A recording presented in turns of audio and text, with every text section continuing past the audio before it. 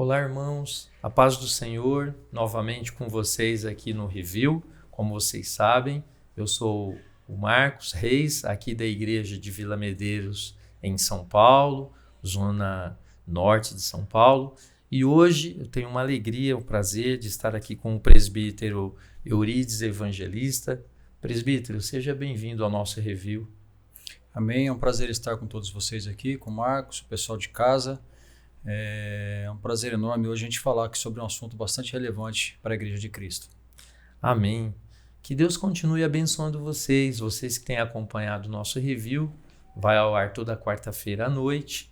O Review é um programa aqui da Igreja da Promessa de Vila Medeiros, em São Paulo, e é um programa em que nós conversamos, que nós dialogamos sobre a palavra que é transmitida aqui no sábado de manhã.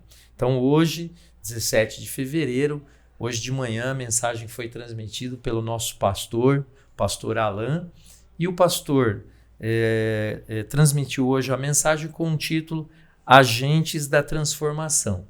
Essa mensagem é a última mensagem da série, que é a série Revitalizar para Transformar.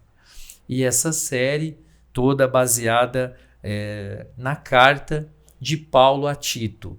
E hoje na mensagem, que teve como tema Agentes da Transformação, o pastor trouxe essa mensagem, que é uma mensagem à igreja que deseja transformar a sociedade. É isso que o pastor nos trouxe. A igreja que deseja transformar a sociedade precisa formar bons cidadãos. Então hoje o tema é um tema bastante prático, um tema que está muito ligado à nossa vida cotidiana, que o pastor então, nessa leitura de Tito, do capítulo 3, lá de Tito, versículo 1 até o versículo 15, Paulo aconselha Tito a ser ou a falar aos irmãos de Creta a serem bons cidadãos, aos cretenses, a serem bons cidadãos. Inclusive, presbítero, o pastor trouxe um fato interessante, que ali em Creta era uma cidade terrível, uma cidade em que nem havia tanto motivação para ser bons cidadãos, porque diz que a política da cidade, os governantes da cidade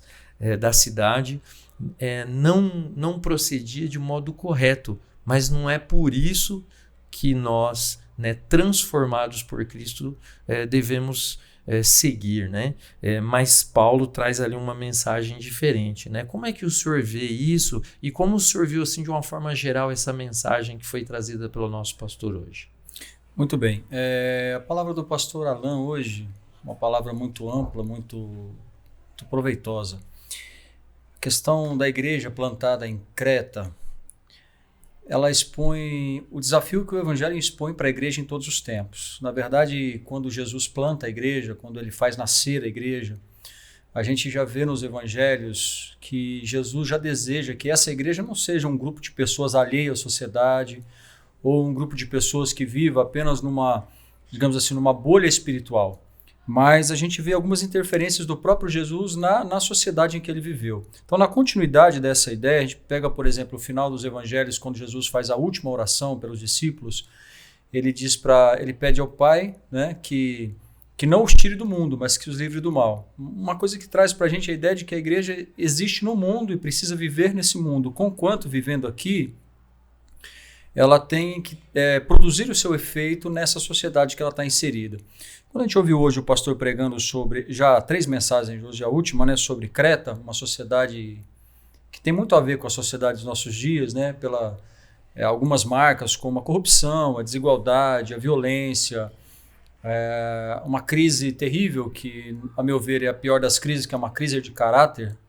Ele até cita na pregação que chamar alguém de cretense naquele contexto era um xingamento, por causa da má fama dos cidadãos de Creta.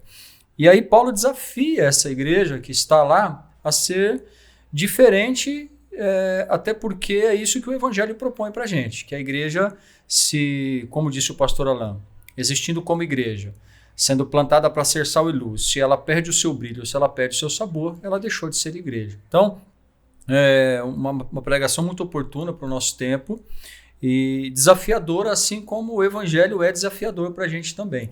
Costumo dizer que o evangelho é a contracultura, né?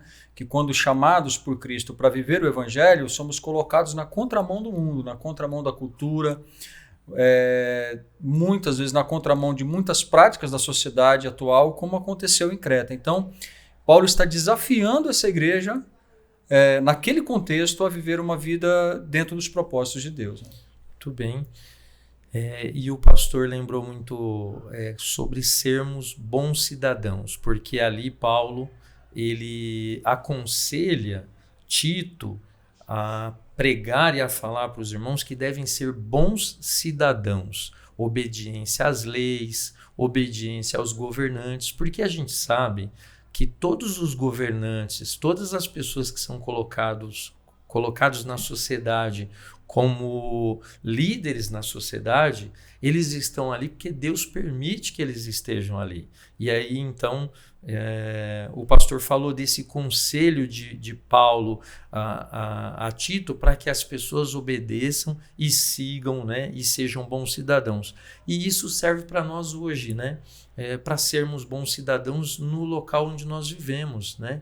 Porque nós sabemos que nós vivemos nessa sociedade, nós vivemos nesse mundo e nós temos que fazer diferença. Mas como cristãos, então, nós somos muito mais vistos, né? O pastor até citou assim, no lugar que você está, você pensa que não, mas as pessoas estão te olhando, elas estão vendo as atitudes, aquilo que vocês fazem, e isso serve tanto como algo positivo sobre o evangelho. Olha, aquela pessoa realmente é uma pessoa transformada, né? Porque ele tem uma outra forma de ser.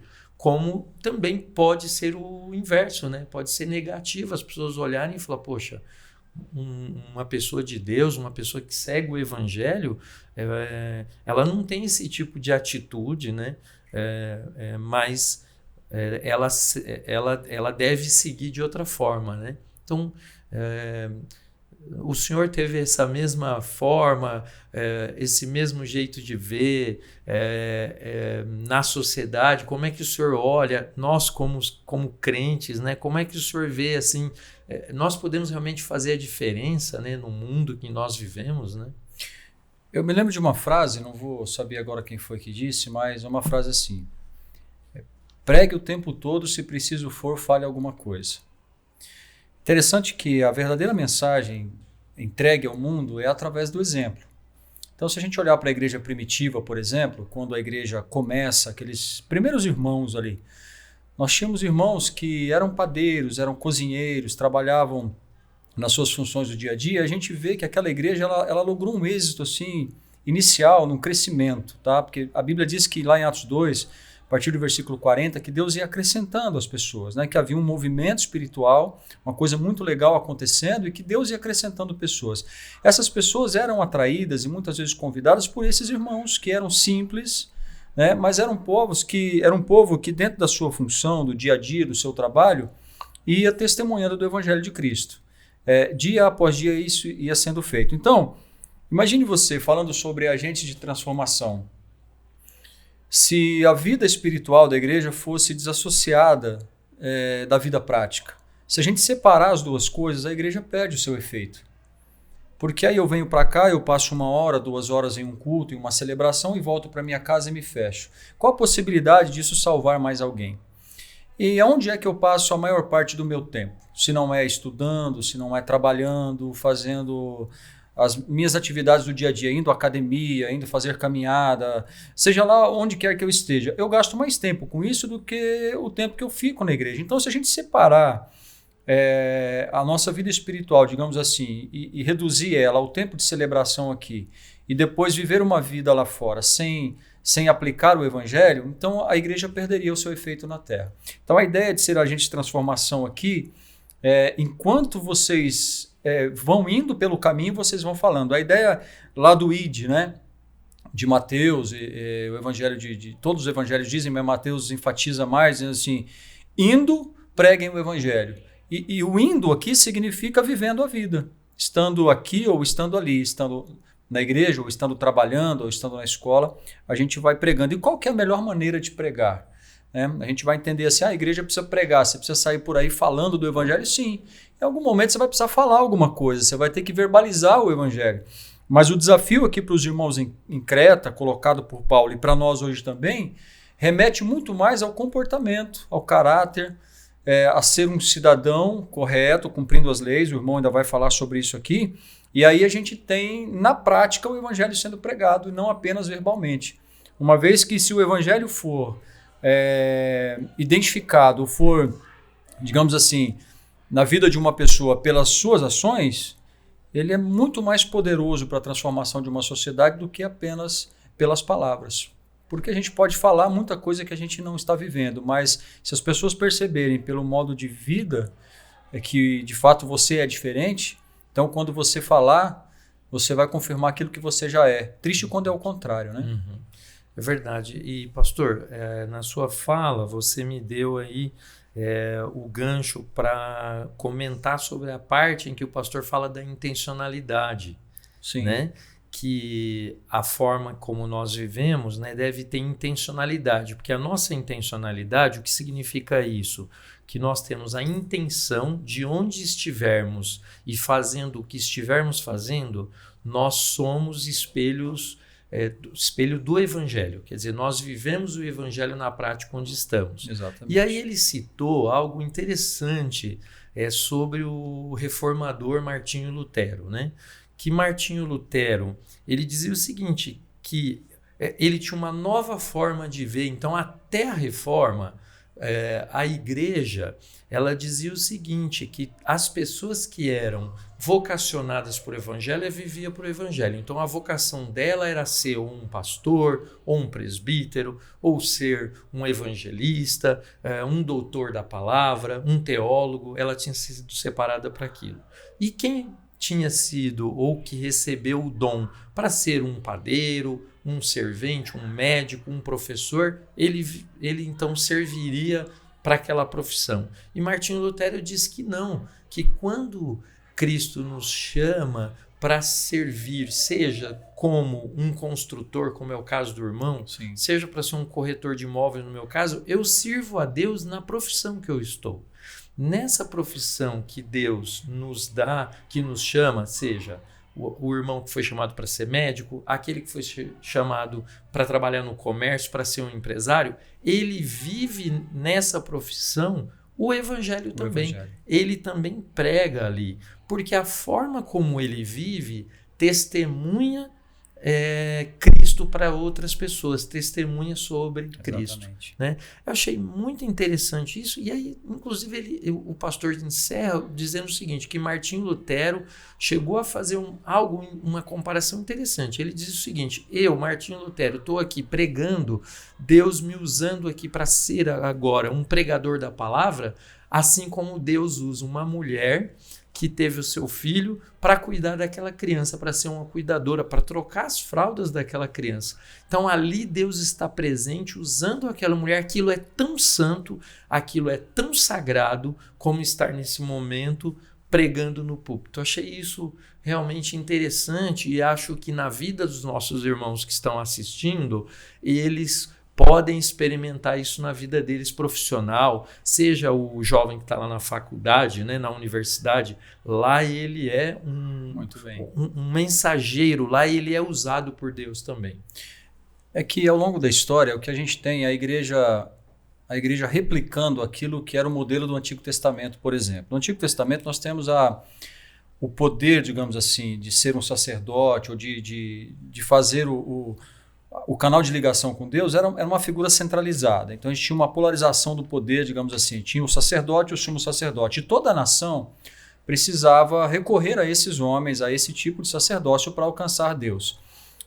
Jesus veio para modificar isso, mas com o passar do tempo, a igreja acabou também depois polarizando esse poder, dizendo que apenas aqueles que tinham vocação pastoral para ser um pastor ou um padre, por exemplo, que estavam habilitados para fazer a obra espiritual, ou seja, para, digamos assim, promover uma mudança espiritual na sociedade. Lutero tem essa visão e, na verdade, o que Lutero faz é corrigir o curso das coisas e trazer de volta para o Evangelho, porque a partir de Jesus, agora, nós não precisamos mais recorrer a um homem ou uma mulher, a um sacerdote, ou seja lá quem for, para ter acesso a Deus. Agora nós cremos no sacerdócio universal. Todos nós somos sacerdotes. Então todos nós, aonde quer que estejamos e fazendo o que quer que estejamos fazendo na nossa profissão no dia a dia, ali nós podemos interceder por alguém ou compartilhar do evangelho com alguém.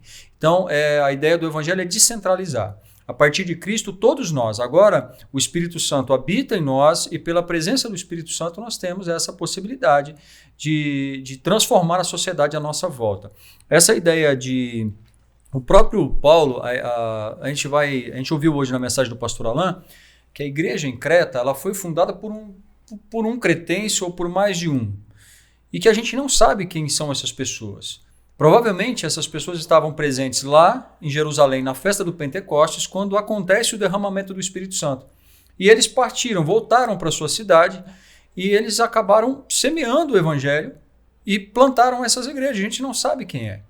Por aqui a gente está vendo, não foi Paulo, não foi Pedro, não foram os discípulos, não foram os apóstolos que plantaram a igreja em Creta, foi algum desconhecido.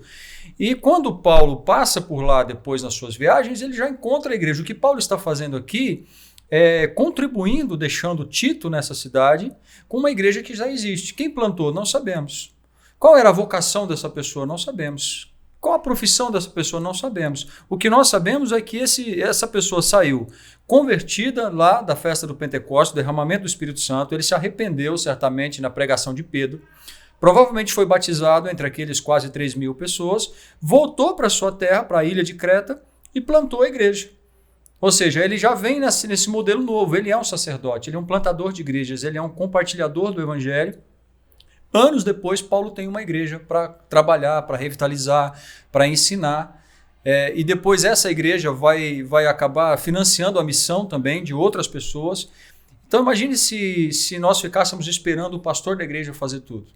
Os apóstolos podiam contar com várias pessoas. A história da Bíblia está recheada de homens e mulheres que participaram. Então essa ideia é importante, a gente entender hoje que cada cristão é um missionário ativo no mundo, é um agente de transformação na sociedade em que ele está vivendo. Exato, e aí fala muito com o tema da mensagem, né, que é o agente da transformação. Foi muito interessante a explanação que o pastor fez, porque mostra para nós que onde estivermos temos como falar do evangelho, vivermos o evangelho ali na nossa profissão. E o pastor então hoje, ele de certa forma assim, ele trouxe o encerramento da mensagem falando que agora que transformados por Cristo, agora que somos agentes dessa transformação, possamos transformar outros, possamos ser luz, inclusive ele usou essa palavra, luz e sermos sal, né? E aí ele diz o seguinte, se eu fosse resumir essa parte, esse capítulo 3, ele diz o seguinte, olha, resumindo o que Deus fez por nós. Então ele fala ali o que Deus fez por nós, o que Deus trouxe de transformação na nossa vida, né? E o que éramos sem Deus, porque ele fala assim, em um momento que nós vivíamos sem Deus, errantes pelo mundo. Então o que éramos sem esse Deus, sem o poder de Deus na nossa vida, depois diz o que Deus espera de nós. Então agora que nós somos transformados como agente de transformação, o que Deus espera de nós. E aí ele termina, o que nós fazemos pelos outros agora que somos transformados. Então, é por isso que ele diz, porque fomos transformados ou somos transformados para as boas obras. Né? Então a gente pensa que sempre tem que ser consequência da conversão. Né? Primeiro convite de Jesus é vinde. Depois vem o ide. Né? Então para ir eu preciso vir primeiro. E estando com Jesus por um tempo, sendo transformado por ele, então o fruto dessa transformação, logicamente que é uma consequência positiva, né, para a sociedade que eu estou vivendo. Então, a gente não conseguiria, por exemplo, influenciar a sociedade de alguma forma ou perceber alguma transformação se a gente não experimentasse disso. Os religiosos do tempo de Jesus tinham esse problema, né? Tanto que quando você lê o Evangelho, você vai ver que um dos motivos daquela grande multidão seguir a Jesus é porque ele falava com autoridade. Mas tinham outras pessoas pregando na época também, e me parece que não tinham a autoridade que Jesus tinha. No entanto, era diferente quando Jesus falava. E aqui que está a grande questão. Quando é que a igreja tem autoridade? Ou quando é que o crente em Cristo Jesus, o discípulo de Jesus, tem autoridade para ser um agente de transformação? Quando ele também passou por uma transformação genuína. Então a transformação acontece em mim e depois através de mim. Por que a gente fala isso? Porque também, de repente, a gente pode se sentir desafiado a sair por aí fazendo um monte de coisas em nome da igreja, né? Vamos limpar aquela praça, vamos cuidar de uma clínica de dependentes, vamos cuidar dos moradores de rua, em situação de rua. E a gente sai num ativismo tentando propagar o evangelho, mostrando para as pessoas boas obras. Mas não é esse o caminho, né? A gente até ouviu na palavra do pastor Alain que as boas obras elas são frutíferas e são necessárias e são também um distintivo do evangelho, desde que sejam fruto de pessoas transformadas. Então, tudo que eu vá fazer na sociedade como agente de transformação, seja uma ação social, ou seja apenas sendo honesto como patrão, ou como empregado, ou como marido, ou como pai, ou como aluno, ou como filho, ou seja, sendo apenas um ser humano correto, honesto, refletindo o caráter de Deus, que isso seja fruto de uma transformação que já ocorreu em mim. É interessante o que o pastor falou.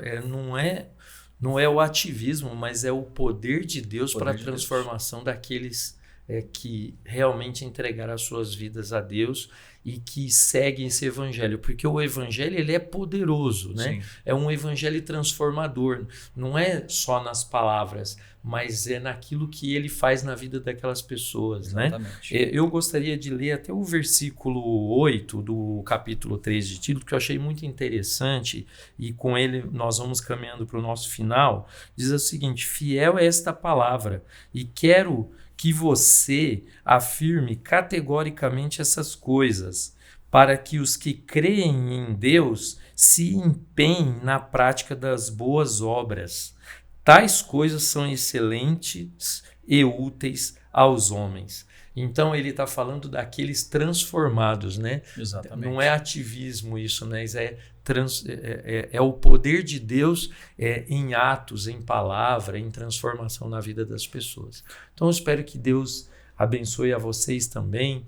Agradeço muito ao nosso presbítero Eurides, que está aqui conosco. Deixo com ele ainda uma palavra final para que possa nos trazer aí um pouco sobre isso, né, encerrando suas palavras. E agradeço a todos vocês, espero que vocês estejam gostando, que Deus possa continuar transformando as suas vidas, né? Por favor, presbítero, fica à vontade. Muito bem, eu queria encerrar lembrando os irmãos de uma fala de Jesus, no Evangelho de João. Ele faz uma referência à videira e aos ramos. Eles assim, eu sou a videira, meu pai é o agricultor, e todo ramo que estando em mim produzir frutos, ele poda, e aquele que não produzir frutos, ele o corta. A ideia de Jesus é dizer o seguinte, que ele é o centro, ele é o tronco, e que todo cristão, estando inserido nesse tronco, vai produzir esses frutos por consequência, né? E contamos com a ajuda de Deus em ir nos podando e nos ajudando, nos auxiliando para que o fruto seja para a glória dele. Paulo vai dizer em 2 Coríntios 10:31, quer comais ou quer bebais ou façais qualquer outra coisa. Comer e beber ou fazer qualquer outra coisa são coisas do nosso dia a dia. Faça tudo para a glória de Deus. Eu acho que isso é ser agente de transformação. Estamos ligados na videira, somos um galho da videira, ou seja, somos uma extensão de Jesus. Somos o reino de Deus presente na terra. Os frutos precisam aparecer. E de que maneira? Da maneira que Paulo está dizendo aqui. Precisam ser grandes oportunidades. Tomara que surjam grandes oportunidades. Tomara que a gente consiga falar para uma grande multidão. Mas, do contrário, ao comer e beber ou fazer qualquer outra coisa simples, cotidiana da vida, que a gente possa aproveitar essa oportunidade para promover transformação na vida das pessoas. Tá bom? Eu queria agradecer também pela oportunidade dada pelos irmãos, agradecer a todos que estão em casa, desejar que Deus possa abençoá-los também. Amém, amém. Deus te abençoe. Que você continue nos acompanhando. Se você gostou, dê o seu like, o seu joinha para nós. Veja essa mensagem foi uma mensagem maravilhosa que foi transmitida hoje de manhã, uma mensagem corajosa. Inclusive, né, pastor? Muito corajosa. Realmente uma mensagem muito abençoada. Você tem aí, você que segue as nossas redes, que você está aí no YouTube, você poderá ver essa mensagem na íntegra. Espero que você, gostando, passe para outras pessoas, para que essa mensagem chegue a outras pessoas. Fiquem com Deus, Deus te abençoe, uma boa semana.